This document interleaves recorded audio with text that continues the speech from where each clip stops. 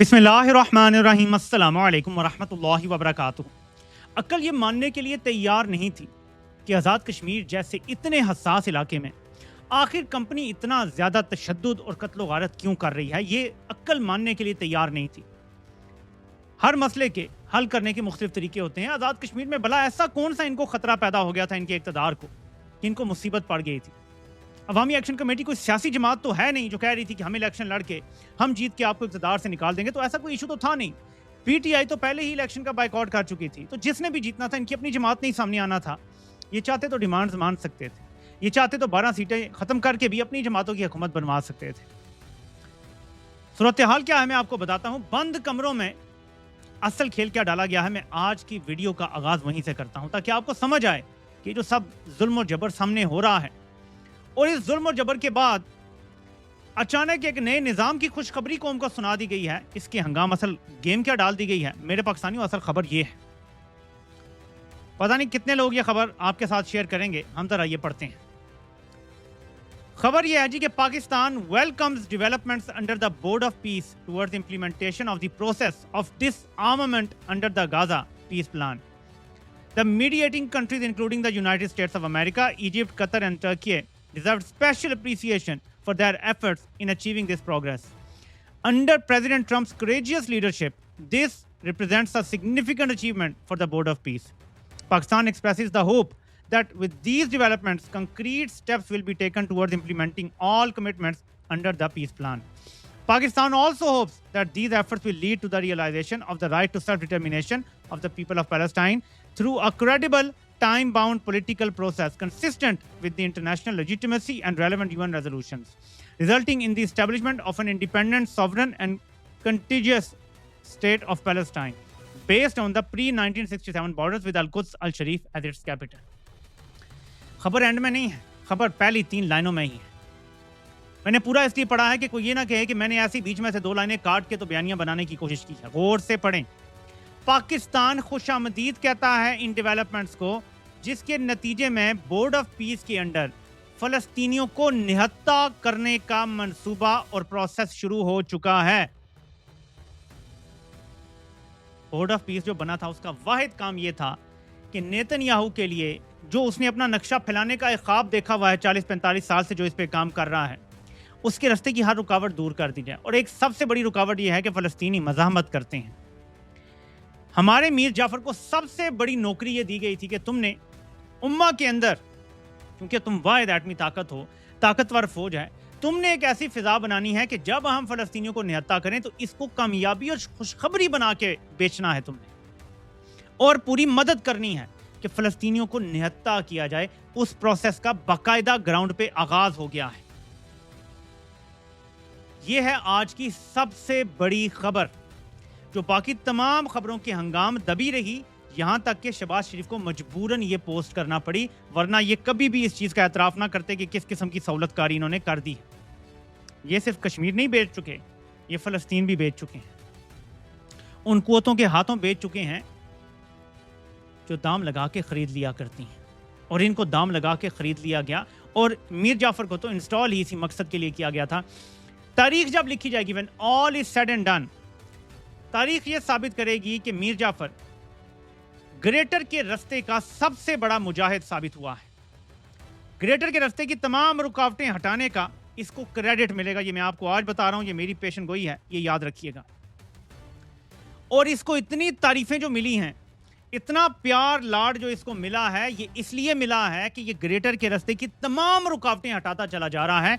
पाकिस्तान में आप फलस्तीन का झंडा नहीं लहरा सकते, क्रिकेट मैच के दौरान आप फलस्तीन का झंडा नहीं लहरा सकते, आप नेतन्याहू के खिलाफ एहतजाज नहीं कर सकते, मीडिया पे उसके खिलाफ खबर नहीं चल सकती। और अब बाकायदा पाकिस्तान का वज़ीर-ए-आज़म मुबारक दे रहा है कि नेतन्याहू के मुकाबले में, उसकी फौजों के मुकाबले में फलस्तीनियों को निहत्ता किया जा रहा है। सबको बहुत बहुत मुबारक हो। ये मुबारक दे रहा है पाकिस्तान का वज़ीर-ए-आज़म।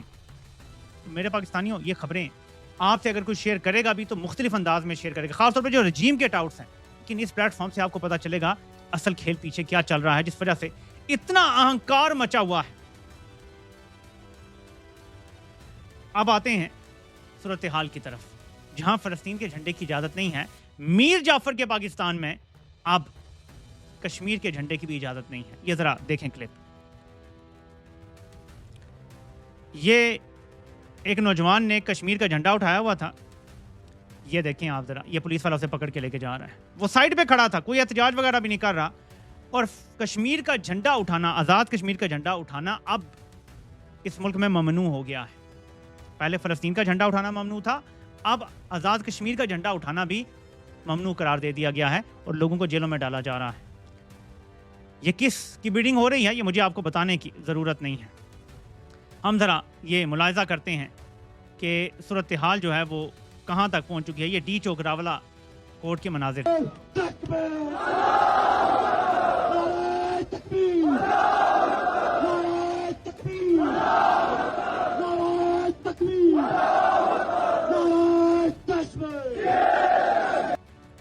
لوگوں کا جذبہ کم نہیں ہو رہا, بلکہ یہ ذرا دیکھیں کمپنی کے مبینہ چینل کے ساتھ کیا سلوک ہو رہا ہے.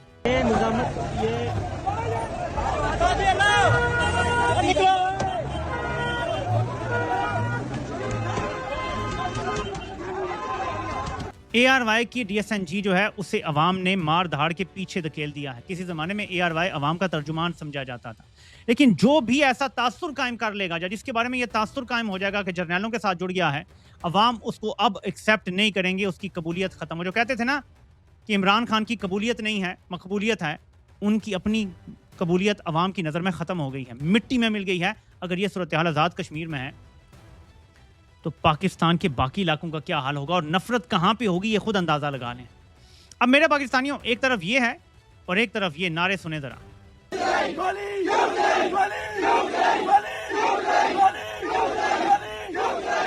گولی کیوں چلائی کا نعرہ آزاد کشمیر میں لگ رہا ہے. سب سے پہلے یہ نعرہ لگا تھا سانحہ 26 نومبر کے بعد, اسلام آباد میں ڈی چوک سانحے کے بعد. اب آزاد کشمیر میں یہ نعرہ لگ رہا ہے. بتائیں مجھے کس کا فائدہ ہو رہا ہے؟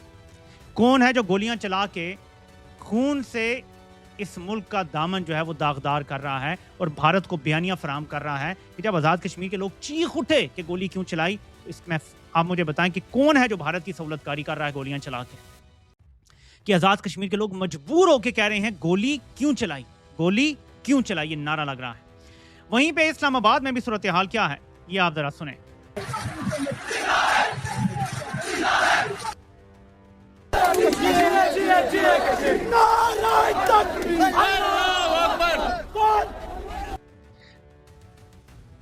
اسلام آباد کے F10 میں بھی زبردست مظاہرے ہو رہے ہیں اور وہاں پہ جماعت اسلامی کے بھی سینیٹر پہنچے ہوئے تھے. وہاں پی ٹی آئی اور جو تحریک تحفظ عیان پاکستان کے کچھ لوگ ہیں وہ بھی پہنچے ہوئے تھے, اور یہ مظاہرے بڑھتے جا رہے ہیں. جیسے میں نے آپ سے کہا تھا کہ جب پورا ملک ہی آگ کا شکار ہو جاتا ہے, جب پورے ملک میں تباہی پھیلنا شروع ہو جاتی ہے, تو پھر آپ سیاسی جماعت کو روک سکتے ہیں, لیکن جب بغیر سیاسی جماعت کے جھنڈوں کے لوگ باہر آ جائیں گے تو کیا ہوگا, وہ زیادہ خطرناک ہوگا. سیاسی جماعت تو پھر بھی کہتی ہے نا کہ چلو آئین کے تحت الیکشن کروا دو, الیکشن کے تحت نیا نظام آ جائے گا, نہیں حکومت آ جائے گی, ملک چل جائے گا. اگر لوگ سیاسی جماعت کے جھنڈے کے بغیر باہر آ جاتے ہیں تو پھر انقلاب آ جایا کرتے ہیں, اور وہ انقلاب بڑے خطرناک ہوتے ہیں, ہر ملک کے لیے خطرناک ثابت ہوتے ہیں, اور ایک بار ملک کی چولیں ہل جاتی ہیں. جہاں ایک طرف یہ صورتحال ہے, وہاں عمران خان کی صحت کے حوالے سے سلمان اکرم راجہ کیا کہہ رہے ہیں ایک سپیس میں, وہ ذرا آپ سن لیں. 5 سال سے جیل میں ہے. 5 اگست کو عمران خان کے 3 سال جیل میں پورے ہو جائیں گے. ہی از ان ویری پور ہیلتھ. مجھے جو ریسنٹ اطلاعات ملی ہیں ریلائبل سورسز سے, ان کی آنکھ کا مسئلہ تو اپنی جگہ ہے, لیکن ان کی ہیلتھ ادروائز از ڈیٹیریوریٹنگ ویری ریپڈلی. تو یہ انتہائی خوفناک صورتحال ہے اور تشویشناک صورتحال ہے. تو آپ نے نکلنا. سلمان اکرم راجہ یہ دعویٰ کر رہے ہیں بالکل اسی طرح جیسے کچھ اور لوگوں نے بھی کیا تھا, کہ ان کو بھی ریلائبل سورسز سے یہ اطلاع ملی ہے کہ عمران خان کی ہیلتھ تیزی سے ڈیٹیریٹ کر رہی ہے, یعنی عمران خان کی صحت تیزی سے خرابی کی طرف جا رہی ہے. آنکھ کا مسئلہ علیحدہ ہے, یہ کچھ اور مسئلہ ہے, اور تیزی سے ان کی صحت خراب ہو رہی ہے. دیکھیں جیل کے اندر سے ریلائبل سورسز, کمپنی کے سورسز کے علاوہ تو کوئی سورسز نہیں ہیں. تو یہ بڑی خطرناک صورتحال ہے کہ کمپنی اگر صرف بیانیاں دے رہی ہے اور باہر پھیلوا رہی ہے تب بھی خطرناک ہے کہ ان کے ارادے ٹھیک نہیں ہیں, اور اگر یہ بات سچ ہے تو بھی اتنا ہی خطرناک ہے. وچ مینز انہوں نے عمران خان کو کچھ ملا کے کچھ کھانے میں کچھ ایسا دینا شروع کر دیا ہے کہ ان کی صحت خراب ہو, اور ایسا لگے کہ قدرتی طور پہ ان کی صحت خراب ہو گئی اور خدا نخواستہ کچھ ہو گیا. میں جرنیلوں کو مخاطب کر کے کہتا ہوں, عمران خان کو کچھ ہوا تو صرف ایک خبر لگے گی مستقبل میں کہیں کہ پاکستان میں کوئی ایک ادارہ ہوا کرتا تھا GHQ नामी कोई बिल्डिंग हुआ करती थी जिसका कोई निशान भी किसी को नहीं मिलेगा, खुदा ना खास्ता ऐसा कुछ होता है तो 1 करोड़ बार सोच लेना जो तुम कर रहे हो, जो करने का सोच रहे हो, 1 करोड़ बार सोच लेना। दास्तान तक ना रहेगी दास्तानों में। ये सोच लेना बहुत दफा सोच लेना, फिर सोच लेना, फिर सोच लेना, फिर सोच लेना। जबकि बेहतर हल क्या है कि सारे जर्नैल मिल बैठें, मीर जाफर को घर भेजें, अपना नया चीफ चुने और खुद बैरकों में चले जाएं और कहें जी कि अवाम संभाले और उनका काम जाने। आप देखेंगे कि कैसे सब ठीक होना शुरू हो जाएगा। जब तक कुएं से कुत्ता नहीं निकाला जाता तब तक ये मुल्क सीधी पटरी पर नहीं चढ़ने वाला। अब मेरे पाकिस्तानियों, हमें ये तो पता चल ही जाता है इन हालात में कि किसकी वफादारियां कहां हैं। अंसार अब्बासी कहते हैं कि जो कोई कह रहे हैं या समझ रहे हैं कि कुछ बड़ा होने वाला है, तो मुझे इस बार मालूम नहीं, मेरी इतलात के मुताबिक कुछ नहीं होने वाला। सो ये नून लीग की तरफ से एक तसल्ली का मैसेज आ गया है कि कुछ नहीं होने वाला। ये जो सारे कह रहे हैं कि कुछ बड़ा होने वाला है, ये सिर्फ बातें हैं, असल में कुछ नहीं होने वाला। एक चीज़ तो तय है कि शरीफों और जरदारियों में जर्नैलों को इनकार करने की तो जरूरत नहीं है। तो जो भी करना है जर्नैलों ने, इनको सिर्फ हुक्म देना है, इशारा करना है, आंख के इशारे से ये लाइन हाजिर होती हैं और सब कुछ कर देते हैं। लेकिन बज़ाहिर जो बयान दे रहे हैं ना, वो पीपल्स पार्टी की तरफ से ये आ रहे हैं, जैसे अभी बताया जा रहा है कि उनके चीफ मिनिस्टर ने कहा है कि ये सुबह वाली बात जो मोहसिन नकवी ने की है, ये हमें कबूल नहीं है। राना सनाउल्लाह वो भी कुछ बोल पड़े हैं, वो मैं आपको क्लिप अभी सुनाना नहीं चाहता क्योंकि फजूल बंदे की बात आपको क्या सुनवानी, कि जी आसिफ जरदारी के जो दोनों बरखुरदार हैं, मोहसिन नकवी को आसिफ जरदारी का बरखुरदार कह रहे हैं, कंपनी का बंदा नहीं कह रहे। इतनी जुर्रत नहीं है कि कहें कि कहाँ से वो बोल रहा है। वो खुद जो है वो 3.5 साल 30 साल का सफर कर गए हैं, अब उन्हें ये निज़ाम बुरा लगना शुरू हो गया है। ये राना सनाउल्लाह बोल रहे हैं। तो देखें, चीखें सबकी निकलेंगी, हवा किसी की नहीं। मैं पहले दिन से कह रहा हूं कि, और आपको गवाह बना रहा हूं दोबारा, कि क्या मैंने ये कहा या नहीं बार बार, कि नून लीग और पीपल्स पार्टी के पास एक ही रास्ता है कि अडयाला जेल में जाके इमरान खान की बैत कर लें। इमरान खान को नवाज शरीफ और जरदारी दोनों जाएं और कहें जी कि हम अनकंडीशनली आपके साथ खड़े हैं, आपकी लीडरशिप में हम मुत्तहिद हैं, हम आपके साथ खड़े हैं, आप इसकी लड़ाई हम बाद में तय कर लेंगे। ये जो पहले जिन है, इससे जान छुड़ाने के लिए हम आपके साथ खड़े हैं। आपने जो करना है, जो फैसला करेंगे, हमें कबूल है। मैंने कहा था ये आइडियलिज्म वाली बात है, ये होगा नहीं, लेकिन ये रास्ता इनके पास वाहिद है, क्योंकि बहुत जल्द ताकत अपने आप को मजीद मुस्तहकम करने के लिए इनको भी रगड़ा लगाएगी। और मैं अगर होता मीर जाफर की जगह, तो मैं अपने इक़्तिदार को तगड़ा करने के लिए इन दोनों को जेलों में डालता और ऐसा रगड़ा लगाता कि एक बार अवाम भी खुश हो जाती कि यार कम से कम इन दो को तो रगड़ा लगाया ना हमारी जिंदगी में, कम से कम इन दोनों ने जिन्होंने हमारी जिंदगी हराम की हुई है, कम से कम कुछ तो हुआ है पाकिस्तान में, शायद मेरी भी कोई पॉपुलैरिटी हो जाती। तो इनको रगड़ा लगना ही लगना है। बेशक ये जितने मर्जी पॉलिश कर लें, आज नहीं तो महीने बाद, 6 महीने बाद, साल बाद, रगड़ा इन दोनों खानदानों को लगना है। और इस बार ऐसा रगड़ा लगना है, इनकी चीखें इतनी बुलंद होंगी कि आप लोगों को तरस आना शुरू हो जाएगा। लेकिन रास्ता अभी भी है और सीधा अडयाला जाके वो रास्ता खुलता है। अभी भी चले जाएं, जरदारी और नवाज शरीफ, आसिफ जरदारी सदर का प्रोटोकॉल लेके नवाज शरीफ को बिठाए साथ गाड़ी में, सीधा चला जाए अडयाला और सीधा अंदर चला जाए इमरान खान के सेल में, वहीं बैठे उसी चरपाई पे जो सिंगल है इमरान खान के पास, दोनों बैठे, बल्कि इमरान खान की चरपाई पे बैठे, ये दोनों जमीन पे बैठे। मैं ये संजीदा बात कर रहा हूं, आपको लगे यार मैं क्या बातें कर रहा हूं, क्या ये मजाक है? ये मैं संजीदा बात कर रहा हूं, मेरी बात को समझें। आसिफ जरदारी और नवाज शरीफ के पास कोई और रास्ता नहीं है, नहीं तो बहुत बुरा होने वाला है इनके साथ। ये इनकार तो नहीं करेंगे ना फौज को, इनके इनकार की वजह से इनको मारनी पड़ेगी। आगे जर्नैलों का सर्वाइवल ही इस चीज में है कि इन दोनों को रगड़ा लगे, नहीं लगेगा तो जर्नैलों का सर्वाइवल ही नहीं है। जितनी नफरत अवाम के दिल में इनके लिए फैल गई है, उसके बाद इनके लिए ये मस्ट हो गया है कि इनको तुन के रखें, इनका कचूमर बनाएं, और वो बनना ही बनना है, इनको कोई नहीं बचा सकता। फजलुर रहमान के साथ भी फ्रेंडली मैच था और नून लीग के साथ भी फौज का हमेशा 40-45 साल फ्रेंडली मैच चलता रहा है। नून लीग कभी भी रेड लाइन क्रॉस नहीं करेगी। नून लीग को जूते भी पड़ेंगे ना, मैं आपको बता रहा हूँ, ये कभी नहीं कहेंगे कि फौज हमें मार रही है, अब नहीं कहेंगे। अब इन्होंने ऐसा अपने आप को लिटा लिया है कि अब ये तब भी आएँ बाएं शाएं करके ना किसी सिविलियन की तरफ इशारा करेंगे, बल्कि पता क्या कहेंगे, जेल में बैठा इमरान खान जो है ना, उसकी सहूलतकारी हो रही है इसलिए हमें मार पड़ रही है, नाम तब भी इमरान खान का लेंगे। लेकिन आपने गौर किया कि डीजी से जब फजलुर रहमान के ऊपर सवाल किया गया कि जी उन्होंने शोधा के बारे में ऐसी बातें की हैं, तो डीजी ने बिल्कुल मजम्मत नहीं की फजलुर रहमान की नाम लेके, ये नहीं कहा कि उनके खिलाफ कानूनी कार्रवाई होगी। इसका अशरे अशीर कोई पीटीआई का सपोर्टर कह देता ना, तो केस इमरान खान पे बन जाना था। यहाँ फजलुर रहमान ने खुद खड़े होकर सरेआम इनको नंगा किया, एक लफ्ज नहीं फजलुर रहमान की जात के खिलाफ एक लफ्ज नहीं बोला डीजी ने। इसे कहते हैं फिक्स्ड मैच, इसे कहते हैं स्क्रिप्ट। और मैं पहले दिन से कह रहा हूं, ये दीन फरोश मुल्ला कभी भी गीली जमीन पर पाँव नहीं रखता। इसको जब तक अंदर से फुल सपोर्ट ना मिल जाए कि चढ़ दौड़ो कर दो बातें, तब तक ये नहीं करता। तो ایک میرا ہنچ ہے, غلط ہو سکتا ہے بالکل, یہ نہ سمجھیے گا کہ میں پھکیاں دینے والا ہوتا ہے, میں پھکی نہیں دیتا, میں تو کڑوی بات کرتا ہوں کہ بھائی یہ نظام ایسے ہی چلے گا, اس نے صدر بننا ہے, عمران خان کو اس نے کبھی بھی مزاحمت کے بغیر باہر نہیں آنے دینا. لیکن کہیں میری چھٹی اس ہلکا ہلکا مجھے ہنٹ کر رہی ہے کہ wheels within wheels system کے اندر گھومنا شروع ہو گئے. اچانک میں دیکھ رہا ہوں کہ کچھ لوگ دوبارہ سوشل میڈیا پہ ایکٹیو ہو گئے ہیں, پی ٹی آئی کے, جو پچھلے 6 مہینے سال سے مکمل خاموش تھے, اچانک ایکٹیو ہو گئے ہیں. آپ نے 2-3 ڈاٹس دیکھنے, اچانک وکلا کے سو کال لیڈر جو جنرل کیانی کی تحریک میں روئے رواں تھے وہ ایکٹیو ہو گئے ہیں, اور اب اگلا جلسہ جو ہے پشاور میں کرنے جا رہے ہیں. علی احمد کرد وغیرہ جو ہیں, ایک جرنل والا وہ علی احمد کرد جو ہے وہ بھی آ گیا میدان میں.